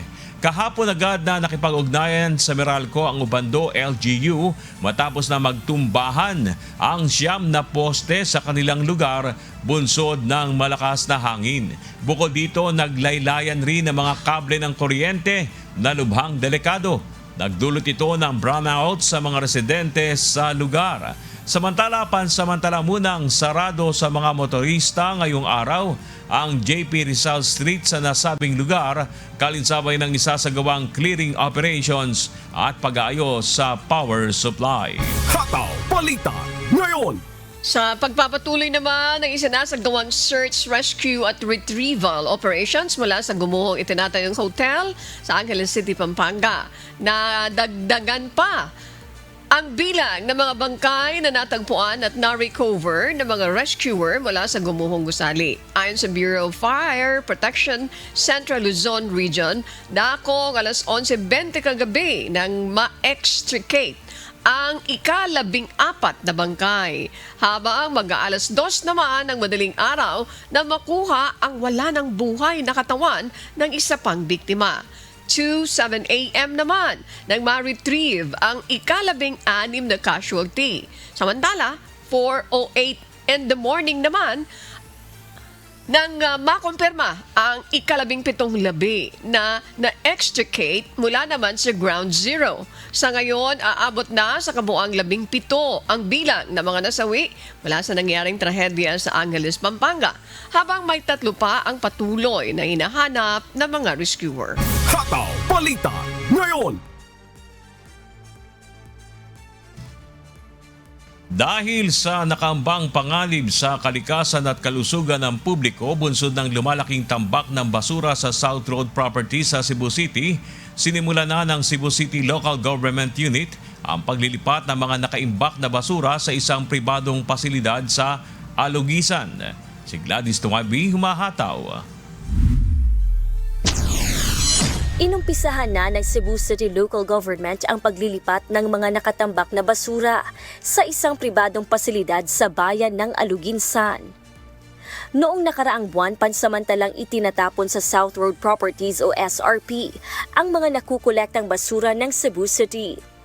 Subalit habang tumatagal, dumarami ang naiipong mga basura sa lugar na nagdudulot ng pangamba sa mga residente dahil sa posibleng masamang epekto nito sa kanilang kalusugan, maging sa kapaligiran. Nagsimula ang problema ng lugar ng pagtatapunan ng mga basura ng Cebu City matapos ang nangyaring trahedya sa Binaliw Landfill kung saan 36 ang nasawi matapos na matabunan ng gabundok na mga basura. Kamakailan ay nagdeklara na ang lungsod ng State of Solid Waste Management Emergency dahil sa lumalalang problema sa basura na may malaking banta sa kapaligiran at kalusugan ng mga residente. Ayon kay Cebu City Mayor Nestor Archival, inaasahang makukumpleto sa loob ng 15 hanggang 30 araw ang paglilipat ng mga basura mula sa SRP patungo sa Aluginsan. But for the meantime, tungod kay we need now to bring this garbage out from the city kung sugod na ang Aluginsan. Balik na ta. I think karong adlaw. Ang mahunong na kung magsugod na sa Binaliw. We might probably complete that within the next 15 to 30 days.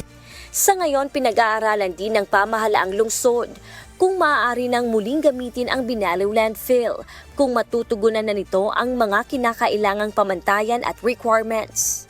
Bukas din ang Cebu City LGU sa pagkuha ng loan mula sa Land Bank upang makapagtayo ng sariling waste management facility sa North Reclamation Area bilang pangmatagalang solusyon sa suliranin sa basura. Kung unsay sakto or angay nga angay himuon, I'll support that, no problem with that.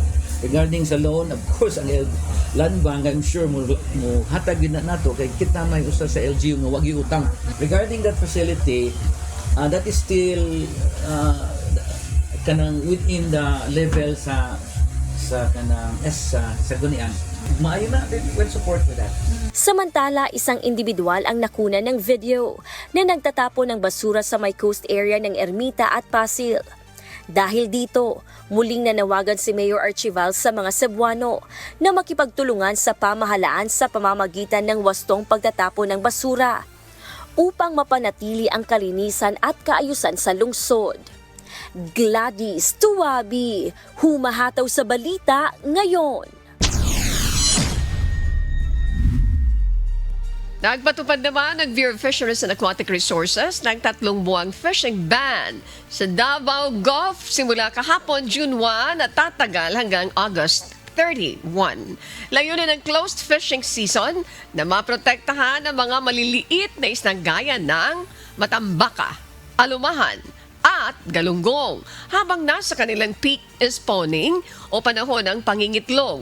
Pinapayagan lamang ang mga rehistradong mangingisda na manghuli gamit ang otorisadong kagamitan tulad ng hook and line, gill nets at fish pots. Mahigpit namang ipinagbabawal ang paggamit ng ring nets at bag nets sa buong Davao Gulf, anuman ang laki ng sasakyang pangisda.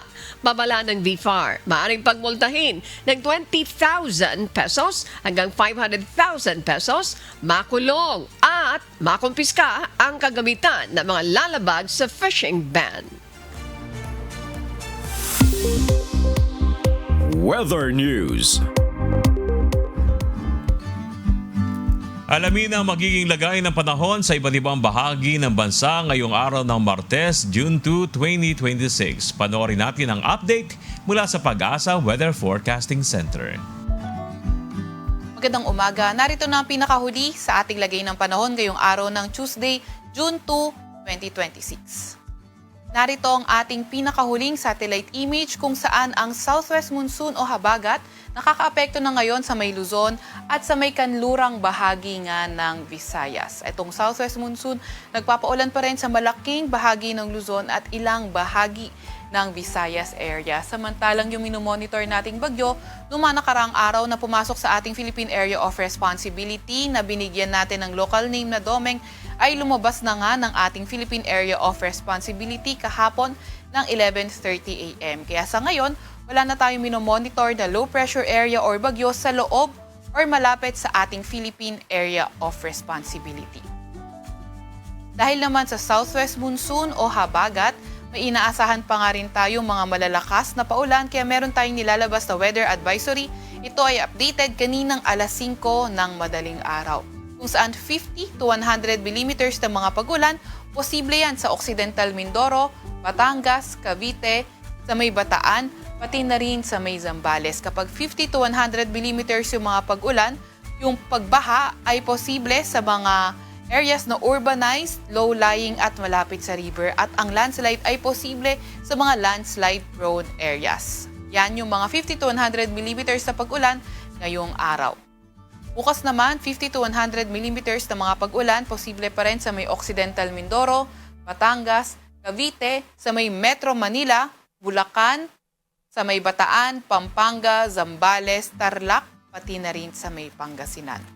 At pagdating ng Thursday, June 4, yung 50 to 100 millimeters na mga pag-ulan, posible sa Bataan, Pampanga, Zambales, Tarlac, sa may Pangasinan, La Union at Benguet. Kaya ingat sa mga inuulan lalo na nung mga nakaraang araw pa dahil nga posible yung mga pagbaha at pagguho ng lupa. Para naman sa lagay ng panahon ngayong araw, inaasahan ang occasional rains. Yan ay sa may Zambales, sa may Bataan, Cavite, Batangas at Occidental Mindoro. Sa Metro Manila at nalalabing bahagi ng Luzon, asahan nga natin na magiging maulan pa rin. Ito ay kalat-kalat at may mga kasamang thunderstorms. Yung mga kasamahan natin sa Regional Services Division patuloy na maglalabas ng mga thunderstorm advisory, rainfall advisory o hindi kaya heavy rainfall warning kung kinakailangan. By tomorrow nga, inaasahan yung occasional rains dito na lang sa lugar ng Zambales, pati na rin sa may Bataan. At by tomorrow sa Metro Manila at nalalabing bahagi ng Luzon, maulan panahon pa rin ang inaasahan. Dulot pa rin yan ng southwest monsoon o habagat. Pagdating naman ng Thursday, yung occasional rains ay inaasahan natin dito sa may Ilocos region. At sa panahon naman for Metro Manila and the rest of Luzon, maulan pa rin panahon, may mga kasamang thunderstorms. Yung pag-ulan na yan, dulot pa rin ng southwest monsoon o habagat. Pagdating ng Friday naman, occasional rains pa rin ang inaasahan sa may Ilocos region. At yung maulang panahon, posible pa rin sa may Central Luzon, sa may Cordillera Administrative Region, pati na rin sa may Cagayan Valley. At pagdating naman ng Sabado, maulang panahon, cloudy skies with scattered rains and thunderstorms. Ang inaasahan yan ay sa lugar ng Central Luzon, sa may Ilocos Region, Cordillera Administrative Region, pati na rin sa may Cagayan Valley. Yan ay in a span of 5 days kaya posible pa rin itong magbago kaya antabay pa rin tayo sa mga ilalabas na forecast ng Pag-asa. Agwat at temperatura ngayong araw sa Metro Manila ay 25 to 31 degrees Celsius. 26 to 33 degrees Celsius sa Baylawag at 25 to 33 degrees Celsius naman sa may Tugigaraw. 17 to 24 degrees Celsius sa may Baguio, 23 to 31 degrees Celsius sa may Tagaytay at 26 to 32 degrees Celsius naman sa may Legazpi. Agwat ang temperatura ngayong araw sa Puerto Princesa at Calayan Islands ay 26 to 32 degrees Celsius. Para naman sa lagay ng panahon sa may Visayas at Mindanao, inaasahan na magpapaulan pa rin ang habagat o southwest monsoon sa Western Visayas at mas magandang panahon sa may Mindanao area at nalalabing bahagi ng Visayas kung saan partly cloudy to cloudy skies sa ating naasahan at may mga tsansa ng mga localized thunderstorms. Naasahan nga natin, by tomorrow until Saturday, posible na yung mas magandang panahon sa buong Visayas at Mindanao at mga tsansa lamang ng thunderstorms yung ating babantayan. Ang pinakamataas na temperatura sa may Cebu, Tacloban, Zamboanga at Davao ay aabot ng 33 degrees Celsius. 26 to 31 degrees Celsius naman sa Iloilo at 25 to 32 degrees Celsius naman sa may Cagayan de Oro. Update naman tayo sa heat index. Kahapon nga na itala ang 38 to 42 degrees Celsius na heat index sa Metro Manila. Ang pinakamataas umabot sa 46 degrees Celsius sa may Pili, Camarines Sur at 45 degrees Celsius naman sa may Baler, Aurora. Ngayong araw, tinataya nga ang 38 to 41 degrees Celsius na heat index sa Metro Manila at ang posibleng pinakamataas ngayong araw posibleng umabot sa 43 degrees Celsius. Yan ay sa mga lugar ng Tugigaraw City sa Cagayan, Baler, Aurora, Infanta, Quezon, Pili, Camarines Sur at Borongan, Eastern Samar. Wala pa rin tayong gale warning sa kahit anong dagat baybay na ating panahon. bansa. Sa Kalakhang, Maynila, ang araw ay sisikat ng 5:26 ng umaga at lulubog ng 6:22 ng hapon. At napanood po natin ang update mula kay Pag-asa Weather Specialist Veronica Torres. Tandaan, sa bawat araw na ating nasisilayan, tayong magpasalamat sa Diyos na may lalang. Maulan. That's correct. Maulan po sa Metro Manila ngayong araw at maging dito, particular, yung nabanggit kanina ni Veronica sa Region 3, Bataan, Pampanga, Zambales, Pangasinan, hanggang Huwebes. Kaya mag-ready na po tayo na mga pananggalang sa ulan. Lalo na sasabay pa yan sa pagbubukas ng klase, di ba? Sa mga susunod na araw, dahil nga, di ba, yung weather natin ay tag-ulan na. Dapat nagpe-prepare na yung mga nanay kung ano yung mga dapat suotin ng mga anak nila every time na papasok sa eskwela. Kapote, payong, at bota. At makinig sila. Manood sila ng mga advisory. Kasi may mga announcement dyan. Suspension. Natataon kasi sa baha at sa pangulan. May mga announcement ng suspension. Baka kung saan nakapasok na yung kanilang mga estudyante, yung kanilang mga anak. Saka maririnig pala, ay hindi ako nakamonitor. Ay hindi ko masyadong naalaman yon. Oo, yun yung laging inaabangan pagka ganyan tag-ulan, yung anunsyo ng LGU dahil mostly ipinaubaya po kasi sa LGU unless maglalabas agad ang Malacanang ng suspension. Pero pagka ganyan, LGU ang mabilis. May mga mabilis maglabas ng ng advisory pagka talagang inaasahang malakas at matindi ang pagulan. Yes, so wag nilang kariligtaan yan. Mga gagamitin sa papasok na klase sa eskwelahan. Tapos naman, yung mga pagbaha, dapat matinda. Ano ba yung mga pwede natin may remind doon sa ating mga kababayan, yung mga anak nila hindi nakaiwas doon sa tubig baha, dapat yan tinitingnan, baka may mga sugat. That's a reminder for them. Napaka-importante dyan. Maalala ko nga pala, continuous yung rescue and retrieval operation doon sa gumuhong gusali, o yung ginagawang gusali dyan sa may Balibago, Angeles City, Pampanga. As of 4 a.m. kanina, 17 na po ang na-retrieve. 3 na lang ang hinahanap. Sa kabuuan, meron pong 47 affected, 27 yung na-rescued. Napakalaki din ng mga challenges na sinusuong ng ating mga rescuers. Sana, Panginoon, ay matapos na po yung pag-retrieve doon sa mga nalalabi pa. Opo.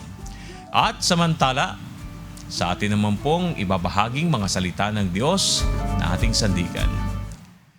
Mula sa aklat ng Mateo, Kapitulo 6, versikulo 2. Kaya nga, pagka ikaw ay naglilimos, ay huwag kang tutugtog ng pakakak sa harap mo, na gaya ng ginagawa ng mga mapagpaimbabaw sa mga sinagoga at sa mga daan, upang sila'y mangagkapuri sa mga tao. Katotohanang sinasabi ko sa inyo, tinanggap na nila ang sa kanila'y ganti.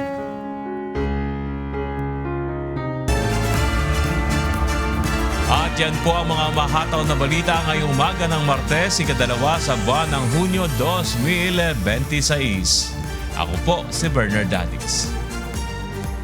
Sa ngalan ng lahat na bumubuo ng UNTV News and Rescue. Yan, Anano, thank you. Sara. Sino pa? Sa inyong lahat. Wala tayong gaanong oras. Makasama ko dito sa radyo, syempre.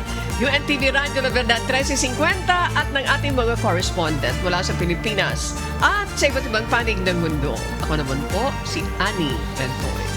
At dito sa UNTV at UNTV Radio La Verdad 1350, Diyos ang aming sandigan, serbisyo publiko ang aming pinahalagahan. Standby po, susunod na ang Good Morning Kuya. Salamat po sa Diyos at magandang umaga.